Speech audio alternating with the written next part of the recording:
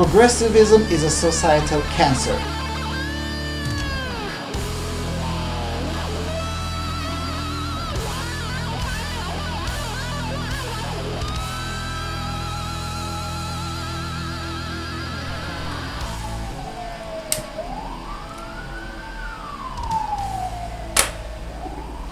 Hi there.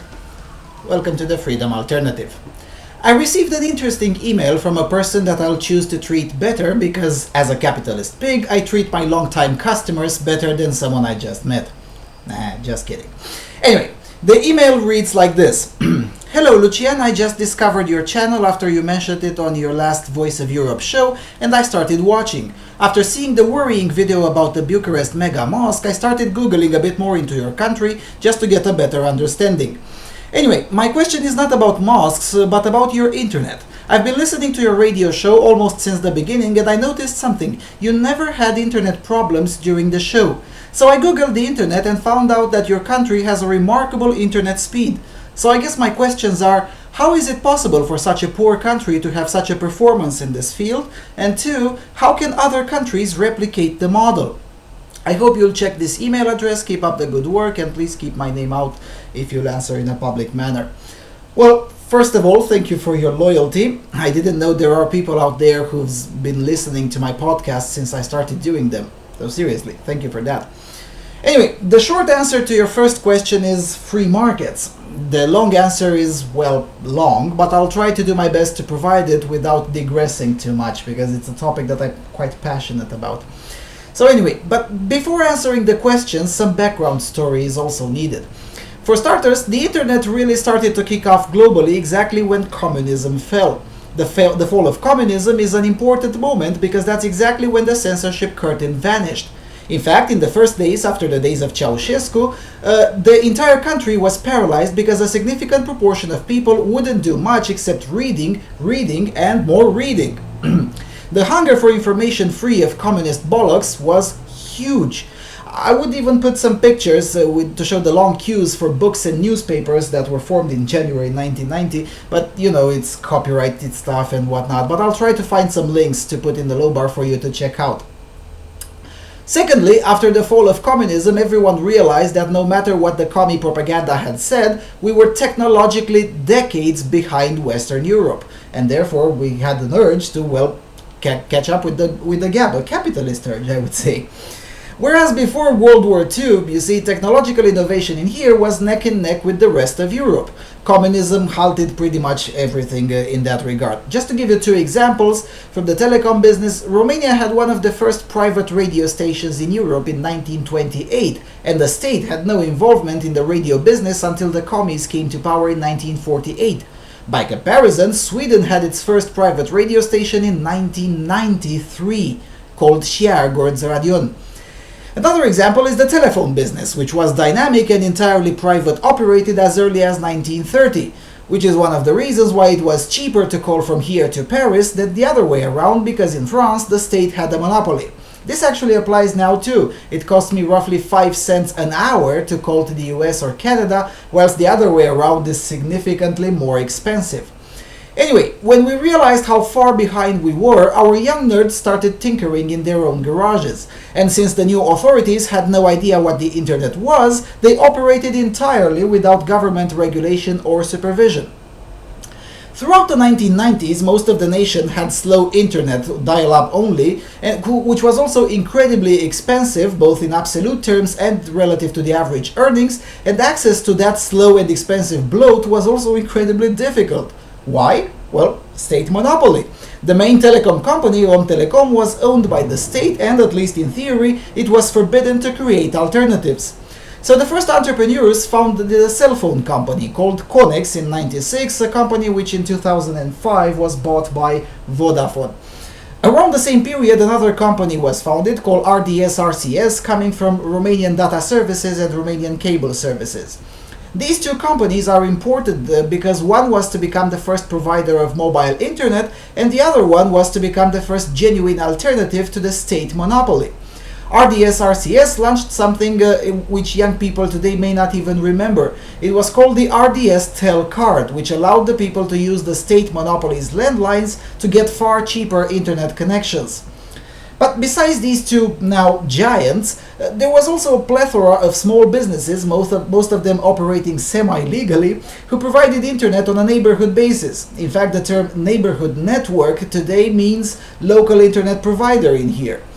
These providers would also purchase bandwidth from a foreign provider and then distribute it via a LAN network. These providers also owned their own infrastructure and they used to install it themselves, sometimes illegally. Those were the days. I mean, seriously, there was a company with like 2 or 3 employees who would then provide internet for like 500 households or even more. Anyway, the next critical moment came in 2004 when the state monopoly on telecom was abolished and now everyone was free to do whatever they wanted in this business. From that moment on, the telecom sector in here became better and better. In the first 2 years, there was a huge difference in offers and performances even from one week to another. The price of a broadband internet connection at home came down in 1 year from an average of 450 lei per month, which was roughly $150 in 2004 exchange rate, to only 50 lei per month, which was $16.60 average at the time. After the prices collapsed, the speed started to increase, whereas in 2004 having 22 megabits per second was a pipe dream, having at least 50 megabits per second at home became the norm in the cities by 2006. By 2008, 22 megabits per second became available in most of the rural areas, and anything beneath 50 megabits per second was considered substandard in the cities. By 2012, 22 megabits per second also became the norm in the rural areas, and I know this for a fact because I was working for a telecom company at the time, and I personally connected several tens of thousands of people to the internet at the speed of 22 megabits per second in remote villages. A report published in March 2015 showed that roughly 70% of the population uses the internet regularly, a third of that number being from the rural areas. And the penetration rate in the rural areas exceeds 60%, whilst in the cities is virtually 100%. These realities also dispel the myth that the internet in Romania is fast because it has a tiny penetration rate or that it has few users. That may have been true in 2007, but it's certainly not true in present days. And it continued the evolution.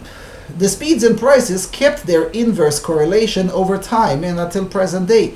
For instance, in my city, for just 59 lei per month, I can get a connection of up to 1000 megabits per second. No traffic limit, no censorship, no bullshit.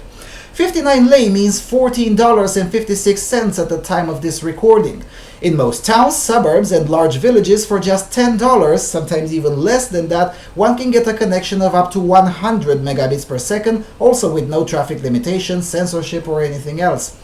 In fact, the concept of traffic limit only exists for mobile internet here, but even there, on most offers, exceeding the traffic limit doesn't come with extra fees, just with the lowering of the speed. For instance, with 3G, it's a lowering from 7 megabits per second to 128 kilobytes per second. Also, there is no law governing the internet in here. The state gets no say in what is allowed on the internet. Unlike the US, we don't have net neutrality in here, which means the state also doesn't get to mess around with private businesses' affairs.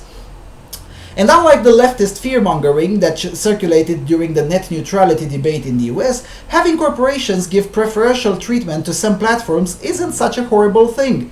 In here, 2 of the 4 big providers give preferential treatment to their own platforms on which they live stream football matches or documentaries. And guess what? The internet isn't slower for anyone else. The only main difference is that it takes me 5 seconds instead of 2 to access the stream of a competing company. The horror! Can you imagine the corporate oppression? In return for such oppression, we get the state out of our internet and, as such, a virtually complete freedom of speech online. The idea that someone could be jailed for what they wrote on Twitter is completely alien in this country, but it's a daily reality in Britain. The idea that the police could knock on your door because you downloaded a movie or a cartoon is completely alien in here, but it's a likely possibility in Germany, a country which has one of the most totalitarian internet laws that I'm aware of in Europe. Now, mind you, it doesn't mean that the state doesn't try to regulate the internet. Of course it does. But the companies oppose it successfully and the users are fierce. For instance, the largest protest against ACTA was here, right here in Cluj-Napoca, just a few kilometers away from where I'm recording this. There was recently a politician who demanded that we register with the state to hang around the internet, something similar to what Britain now has, where one has to require permission on a government-sanctioned list to watch porn. You know what happened with that politician? He was swept away from his ministerial office in a matter of days. Why? Because trying to meddle with the freedom of expression is a huge deal breaker in this country, at least for now, because the progressives never stop trying to make us civilized, which in reality means going backwards progressively to Ceausescu's time when we had to self-censor to avoid offending. Now, I'm not much of a nationalist, but I am a patriot. That means that if you say something bad about my country which is true, then I won't be offended. But I reserve my right to be uncivilized and actually tend to like my country, although this is becoming increasingly un-PC these days, thanks to the relentless efforts of the European Union of Soviet Socialist republics to abolish the nation state. The list of things that I absolutely enjoy about my country isn't really that big, but our internet connections and our free speech is something that I take pride in, and I do so because I personally contributed to the rise of the telecom sector in this country to where it is now, a sector which produces the cheapest internet on the planet and the fourth internet connections speed in the world, lagging only behind Hong Kong, South Korea and Japan. So there you go. The reason the internet is so damn fast and cheap in this country is because of free markets. The freer the market, the faster and cheaper the internet. Something which was proven beyond all reasonable doubt not just in this country, but in other countries too, such as the Netherlands, Latvia, Bulgaria or Estonia. Countries which are just right next to Romania in terms of fast internet. How can this be replicated in the United States? Well, for starters, abolish the internet regulations. All of them, including net neutrality, regulatory limitations on infrastructure, and all the barriers that the state currently has. Some would say that the territorial challenges in the US are higher. There is some truth to that, but Romania also has mountains and hills, and Romania's surface is slightly smaller than Michigan and slightly bigger than Minnesota. That means that most US states are smaller than Romania, territorially speaking. In other words, state initiatives to free the telecom sector can indeed will the replication of the Romanian model in this sector. I'm not going to sit here and say that it's very easy to do so. I'm perfectly aware that the bureaucratic apparatus will pose challenges, but it is doable. I'm not saying it's easy, but it's doable. Anyway, I hope this answers the subscribers' questions and I hope you enjoyed this video. So with that being said, don't forget to click the subscribe button and consider supporting this channel. Thanks for watching.